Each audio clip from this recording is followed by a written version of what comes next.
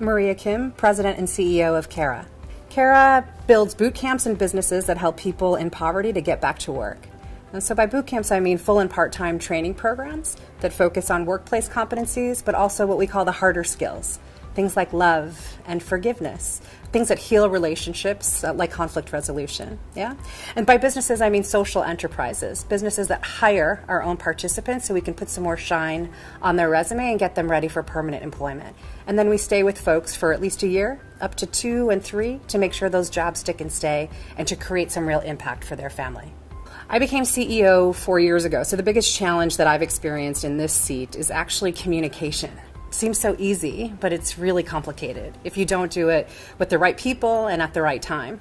In our specific instance, we were doing a strategic planning process and I was rushing through it. I really wanted to get it done.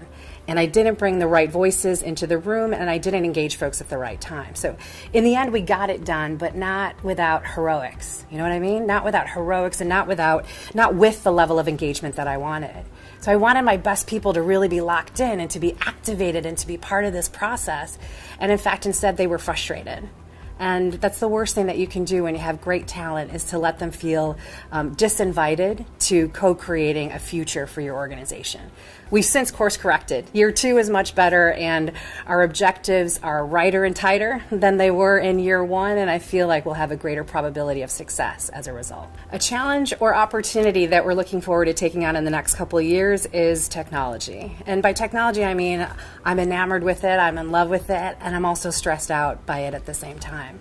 So what I mean by that is, like, let's imagine you walk into a corner store, right? You see more kiosks than you do cashiers.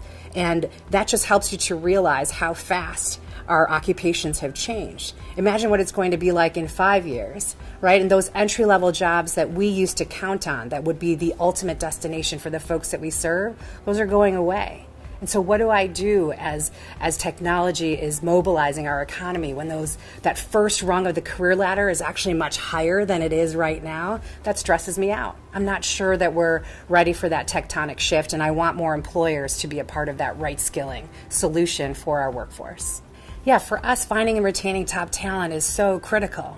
And in fact, one of our pillars inside our strategic plan is to be an employer of choice for talent who's really motivated to change the world. That's a pretty bodacious goal, but I desperately want that kind of talent, right? Because those are the folks who are going to make this mission sing and who are going to help folks who've been deeply affected by homelessness and poverty not just get and keep good jobs, but get and keep good hope in the process.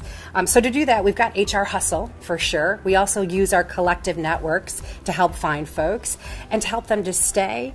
I want everyone who works for Cara to understand that we're big believers in Dan Pink. We want folks to be all about having and feeling autonomy, mastery, and purpose in their work. And that means checking me when I make a bad call. That means helping to co-create a future for this organization together. And so if we have that kind of roll up your sleeves attitude about it, we might not be there yet as a premier employer of choice, but just having that as an intention, I think, means that we're halfway there.